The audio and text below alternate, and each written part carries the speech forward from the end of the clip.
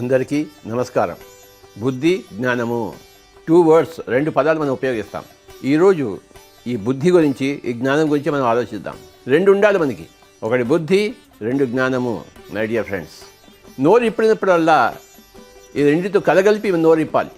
బుద్ధి లేకుండా మాట్లాడితే శోభనివ్వదు, జ్ఞానం లేకుండా మాట్లాడితే అందం ఉండదు. అంటే నోట్లోంచి వచ్చే వాక్కు ఈ రెండింటితో కూడి ఉంటుందో అప్పుడు నీ వాక్కు ప్రవచనం అవుతుంది, విశేషమైన వచనం అవుతుంది. యోగుల దగ్గర, మహాత్ముల దగ్గర మనం వచనం వినం, ప్రవచనం వింటాం. ఈ రెండిట్లో ఏది లోపించినా, లేదా 2 లోపించినా కానీ ప్రవచనం కాదు. ఈ 2 ఉంటేనే ఆ వచనం ప్రవచనం అవుతుంది. అప్పుడు అతను ప్రవక్త అవుతాడు, గొప్ప వక్త అవుతాడు, విశేషమైన వక్త అవుతాడు. బుద్ధికి జ్ఞానానికి తేడా ఏమిటి? 2 ఒకటే అయితే 2 పదాలు ఉండవు అక్కడ. 2 వేరు పంథాల్లో ఉన్నవి. నేను కొన్ని ఉదాహరణలు ఇస్తాను. మీ ఫ్రెండ్ అమ్మగారు చనిపోయారు అనుకోండి.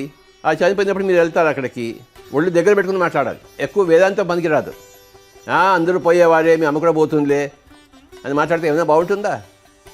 బాగుండదు. సమయానికి తగిన మాటలు మాట్లాడాలి. అది బుద్ధితో కూడిన మాటలు. నీకు తెలుసు ఆత్మ చావదని చెప్పేసి, కానీ అక్కడ తల్లి చచ్చిపోయింది, ఆయన ఏడుస్తున్నాడు అబ్బాయి. నువ్వు పోయి గమ్మును కూర్చుని రావాలి, అంతేగాని అక్కడ నీ యొక్క విశేషమైన వార్త అక్కడ అనవసరం, అసంబద్ధం, అసంగతం. ఆ చావుకి వెళ్ళినప్పుడు నువ్వు ఏడవక్కర్లేదు, కానీ వాళ్ళని ఏడవకూడదు అని చెప్పకూడదు. వాళ్ళు ఏడవాలి, వాళ్ళు తమ ఇమోషన్స్ని బయట తీసుకురావాలి. అదే సమయం ఇంకెప్పుడు తీసుకొస్తారు. నువ్వు ఏడవకూడదు, ఏడిస్తే నువ్వు వెధవ్వి అని మన వేదాంత భాషలో చెప్పాడు కదా అని ఈ లెక్చర్లను దంచకూడదు. లెక్చర్లను దంచితే నీకు బుద్ధి లేదు, నీకు సరిగా మాట్లాడడం చేత కాదు. ఆ సన్నివేశంలో నువ్వు అలా నోరిపోయానుకోండి, పోరా ఎక్కించి అంటారు, మళ్ళీ ఈ పేపర్ రాకు అంటారు. కరెక్ట్. ఎందుకంటే వాడు బుద్ధి లేకుండా నోరు జారాడు. ఇంకొక యాక్సిడెంట్లో కాలు విరిగింది అనుకోండి, నువ్వు హాస్పిటల్కి వెళ్ళి చూసేవాడు కాలు విరిగిపోయింది, కాలు కోసేశారు వాడిని, అంతా కర్మరా అని అప్పుడు అంటావేంటి? వాడికి తెలుసు, నీకు తెలుసు, కానీ ఆ మాటలు అక్కడ కూడదు. నువ్వేదో విధవ కర్మ చేస్తుంటావు కనుక నీ కాలు పోయింది అంటావేంటి? నీకు తెలిసిన నోరు చూసి ఆ మాట రాకూడదు. తెలుసు వాడికి ఏదో వాడు చేసిన కర్మ బట్టే వాడికి వచ్చింది, కానీ నువ్వు ఆ మాట మాట్లాడకూడదు. ఎప్పుడు ఆ మాటలు మాట్లాడాలి? నువ్వు ఒక మెడిటేషన్ సెంటర్ క్లాస్కి వెళ్ళినప్పుడు, ఒక సత్సంగం జరుగుతున్నప్పుడు, నువ్వు చేసిన కర్మ నీకు తెలుస్తుంది, అప్పుడు అవన్నీ చెప్పాలి. అంటే ఎప్పుడు ఏది ఎలా మాట్లాడాలో అప్పుడు అది అలా మాట్లాడాలి. మన మెడిటేషన్ క్లాసుల్లో కొంతమందికి మనం మైకులు ఇస్తాం. వాడు ఇంకా మైక్ వదలకుండా వాడి గురించి వాడు సోది చెప్పుకుంటూ పోయాడు అనుకోండి, ఆడియన్స్ అంటే ఏమంటారు? వీడికి బుద్ధి జ్ఞానం లేదురా, వీడు మైక్ ఇవ్వటం లేదు. చూసారు?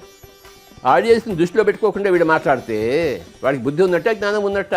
తెలియకపోతే తెలియదని చెప్పాలి, తెలిస్తే తెలుసని చెప్పాలి. దాని పేరు జ్ఞానము. ఎంత మాట్లాడాలో అంతే మాట్లాడాలి, దాని పేరు బుద్ధి.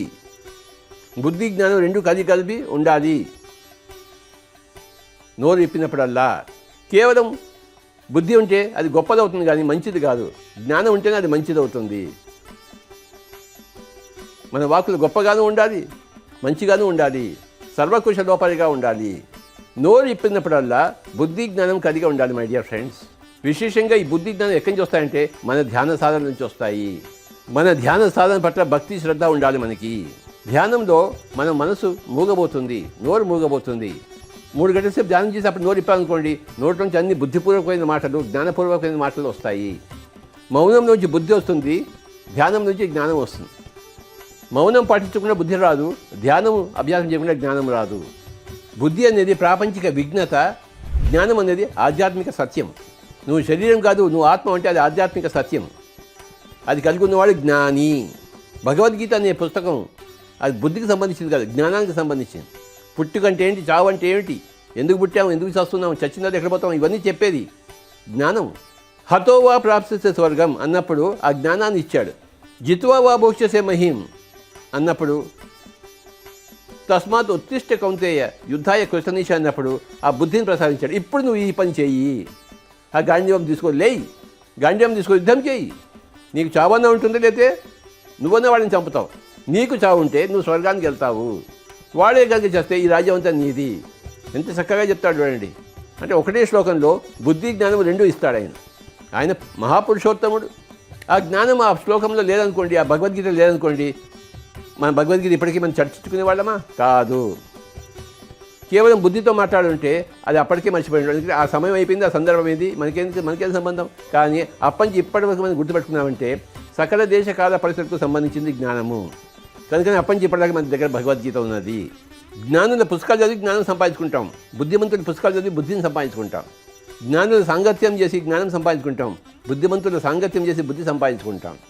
బుద్ధి ప్లస్ జ్ఞానము ఈజ్ ఈక్వల్ టు పురుషోత్తముడు. Thank you very much.